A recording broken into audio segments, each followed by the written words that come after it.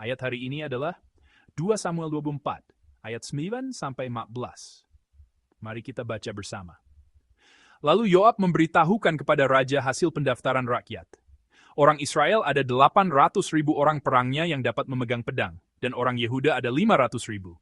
Tetapi berdebar-debarlah hati Daud setelah ia menghitung rakyat, lalu berkatalah Daud kepada Tuhan, "Aku telah sangat berdosa karena melakukan hal ini. Maka sekarang, Tuhan, jauhkanlah kiranya kesalahan hamba-Mu, sebab perbuatanku itu sangat bodoh."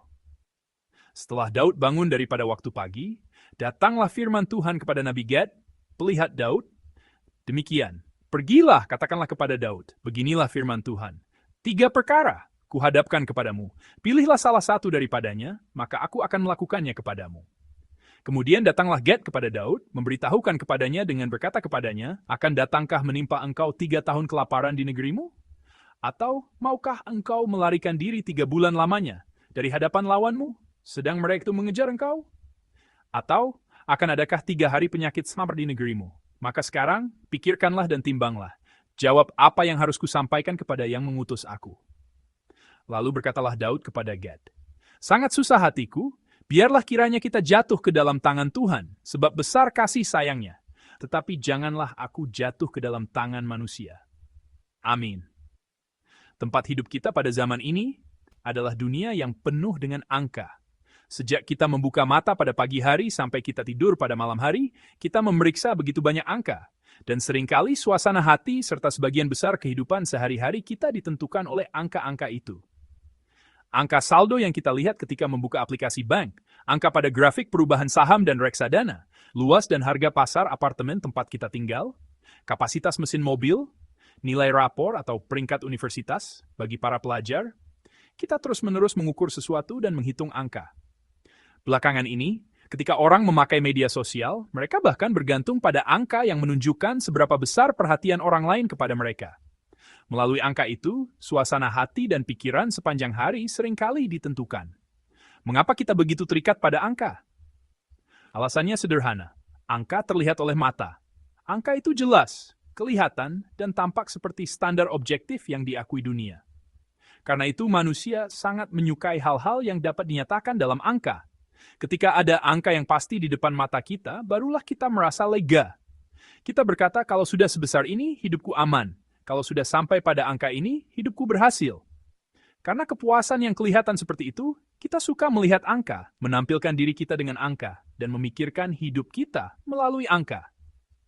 Namun, apakah angka yang terlihat oleh mata kita itu sungguh membawa keamanan sejati dan damai yang benar? Jangan-jangan ketika angka itu bertambah, kita menjadi sombong. Dan ketika angka itu berkurang, kita diliputi ketakutan serta kegelisahan yang tidak terkendali. Menjadi bahagia karena angka, lalu menjadi tidak bahagia karena angka, itulah kenyataan hidup kita hari ini. Bagian yang kita baca bersama hari ini adalah kisah pada masa akhir hidup Raja Daud. Seorang raja yang dinilai lebih agung daripada siapapun, dan yang secara kelihatan juga mencapai keberhasilan besar. Pada senja hidupnya, Daud jatuh ke dalam perangkap mematikan dari kepuasan yang kelihatan. Kenyataan kita hari ini, yang jatuh ke dalam kepuasan yang kelihatan melalui angka, sedang ditunjukkan oleh Daud dalam bagian firman ini. Daud telah menaklukkan bangsa-bangsa di sekelilingnya. Damai datang dari segala penjuru, dan kekuasaan kerajaannya menjadi lebih kokoh daripada sebelumnya. Tepat di puncak keberhasilan itu, pada saat semua bahaya dari luar tampak sudah lenyap dan keadaan kelihatan paling aman, Daud jatuh ke dalam godaan untuk memastikan besarnya kekuatan militer yang terlihat, bukan berpegang pada janji Allah. Karena itu Daud memerintahkan Yoab untuk pergi ke seluruh wilayah Israel, dari Dan sampai Beersheba, dan mendaftarkan jumlah rakyat. Ia menghitung orang-orang yang dapat pergi berperang. Ia sedang memastikan kekuatan nasionalnya. Inilah peristiwa sensus penduduk Daud yang dicatat dalam Alkitab. Yoab, orang yang menerima perintah Daud itu, sebagaimana terus kita lihat dalam kitab 2 Samuel, adalah orang yang dari awal sampai akhir tidak peka secara rohani. Ia tampak setia mengikuti Daud, tetapi sedikit demi sedikit ia bergerak berbeda dari maksud raja, bahkan semakin menjauh dari maksud Allah. Orang seperti itulah Yoab. Namun dalam bagian hari ini, bahkan Yoab pun berusaha menahan Daud dari sensus yang diperintahkannya. Orang yang tidak peka secara rohani ini pun, dalam penilaian yang umum sekalipun, dapat melihat bahwa tindakan itu tidak sehat dan tidak benar. Itulah tindakan sensus penduduk tersebut. Tetapi apa yang Daud lakukan? Ia tidak mendengarkan penolakan itu dan tetap memaksakan sensus. Sensus yang dilakukan dengan menyisir seluruh wilayah Israel selama 9 bulan 20 hari itu, akhirnya selesai. Ayat 9 yang kita baca hari ini merangkum hasilnya demikian. Lalu, Yoab memberitahukan kepada raja hasil pendaftaran rakyat. Orang Israel ada 800.000 orang perangnya yang dapat memegang pedang, dan orang Yehuda ada 500.000.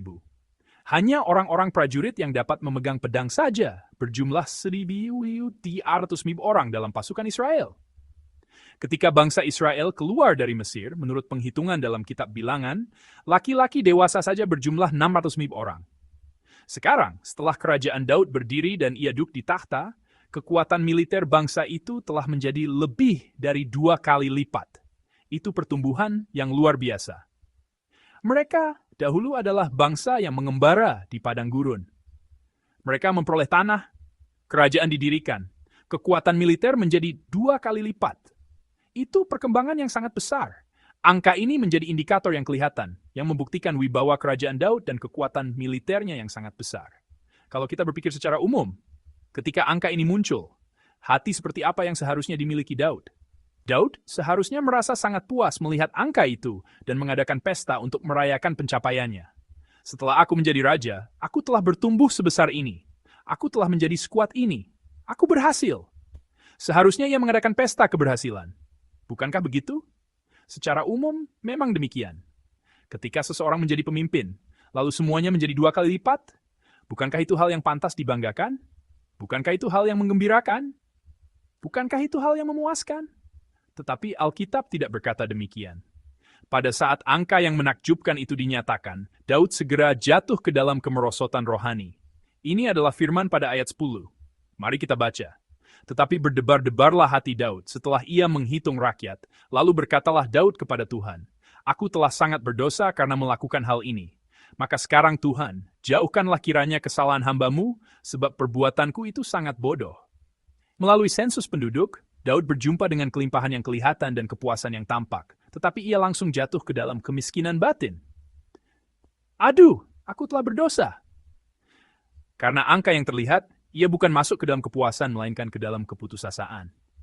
Artinya, angka yang tampak begitu memuaskan itu bukanlah kepuasan sejati Daud, bukan kepuasan rohaninya yang sejati. Apakah saudara ingat pengakuan yang Daud serukan ketika ia maju menghadapi Goliat? Itu ada dalam 1 Samuel 27. Saya akan membacakannya. Dan supaya segenap jemaah ini tahu bahwa Tuhan menyelamatkan bukan dengan pedang dan bukan dengan lembing, sebab di tangan Tuhanlah pertempuran dan ia pun menyerahkan kamu ke dalam tangan kami. Dahulu, Daud yang masih muda jelas mengaku bahwa kedaulatan atas semua peperangan ada pada Tuhan. Daud adalah orang yang memiliki pengakuan iman bahwa kemenangan dalam perang tidak bergantung pada kekuatannya sendiri atau kekuatan negara, melainkan pada Allah.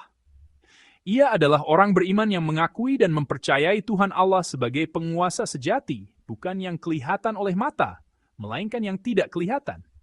Namun sekarang, Daud yang sudah tua tergelincir dari iman yang bersandar kepada Allah yang tidak kelihatan. Di dalam hatinya muncul keinginan untuk melihat 1.300.000 orang yang jelas terlihat oleh matanya, lebih daripada bersandar kepada Allah yang tidak kelihatan.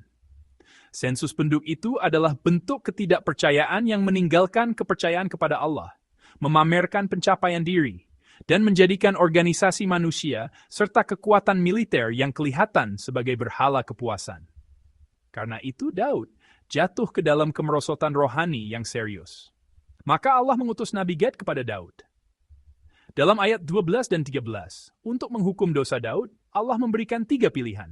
Pertama, 3 tahun kelaparan di tanah raja.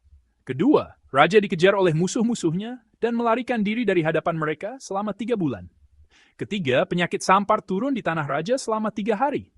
Jika kita memperhatikan ketiga pilihan ini satu persatu, semuanya adalah hukuman yang meruntuhkan sampai ke akarnya kekuatan nasional dan kekuatan militer Israel yang selama ini hendak diandalkan Daud, dengan kata lain, dasar dari kepuasan yang kelihatan.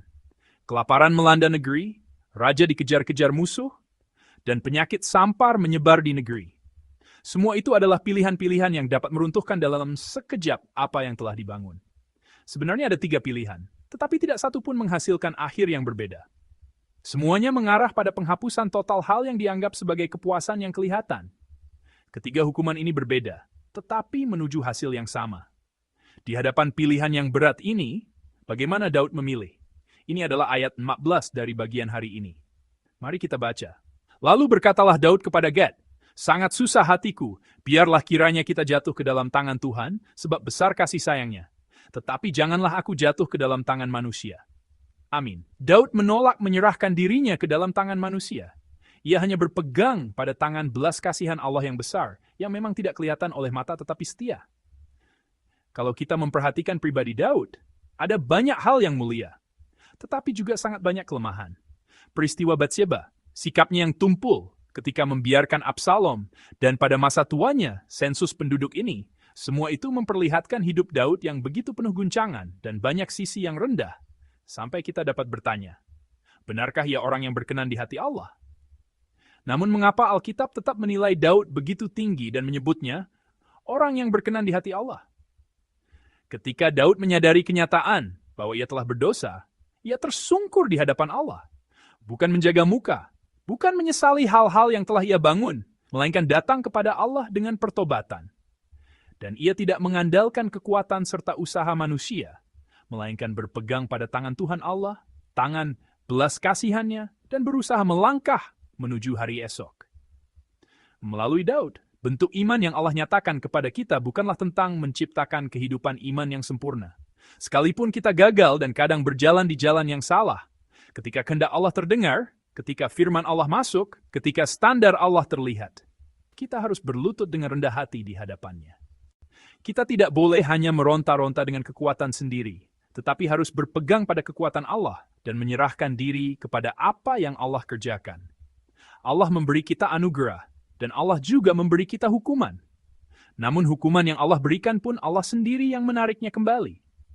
Karena itu, apakah kita mengakui hal itu dalam hidup atau melupakannya dalam hidup, disitulah kelimpahan iman kita dan kepuasan hidup rohani kita berada. Daud, sekalipun melakukan kesalahan pada masa akhir hidupnya, tetap seperti biasanya berpegang pada Allah. Ia mencari Allah.